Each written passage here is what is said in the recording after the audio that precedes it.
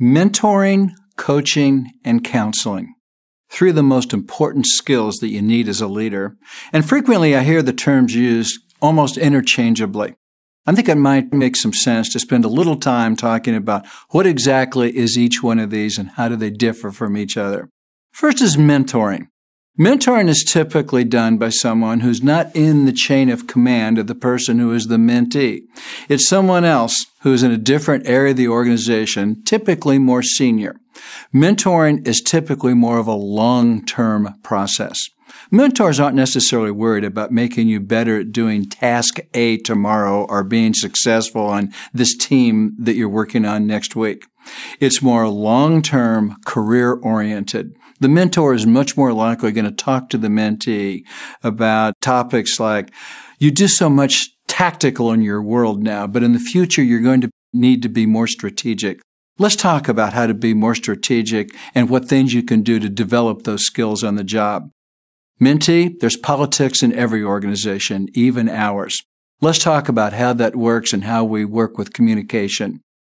And in my world, if you're serious about your career, you need not one, but two mentors. One mentor should be, like we've just discussed, someone in the organization, not necessarily in your chain of command, that can give you training and orientation to help you further your career in the organization. The second mentor should be someone who is very much like you. If you're a single mother and you're serious about your career, you're nuts if you don't have a mentor who's a single mother. Or if you're an African American, have a mentor who's an African American. Now, these people don't necessarily need to be in your organization.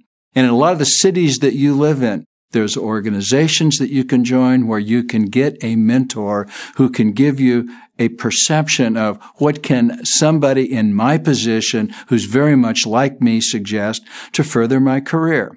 Mentoring is long-term, it's strategic, and having two is even better than one. Coaching.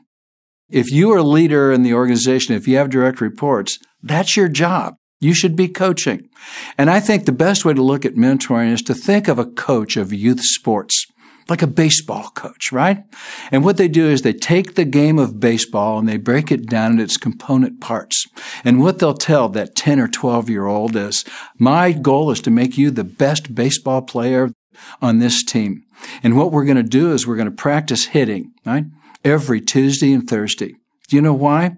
Because if you do everything else well and if you can't hit, you still won't be considered a good baseball player. So we're going to practice that more than the other activities. But there's more to the game of baseball than hitting. There's base running, there's fielding ground balls, and we're going to do all of that. And what the coach does is break the game down into component parts and teach those skills and build those skills so the person is competent. And along the way, the coach sets goals, gives feedback, encouragement. That is coaching. And finally, there's counseling. You've already tried coaching, and it hasn't worked particularly well. Sometimes you have to be very direct to get people's attention. Counseling is focused on achieving minimum acceptable standards of performance. And it sounds like this. Here's what I want. Here's when I want it. Here's how I want it. And if I don't get it, these are the consequences. A tip here. Once you promise consequences, you have to deliver those consequences. I'm sure you've all heard parents of children saying, if you don't do this, if you don't do that, I'm going to do something. But yet they never do it, right? And what do the children do? Pretty much ignore what the parents have to say. So in counseling, you have to be direct, you have to be very clear, and consequences need to be attached. These are the three skills that leaders have to get focus, attention, and development and results in their organization. Mentoring, coaching, and counseling.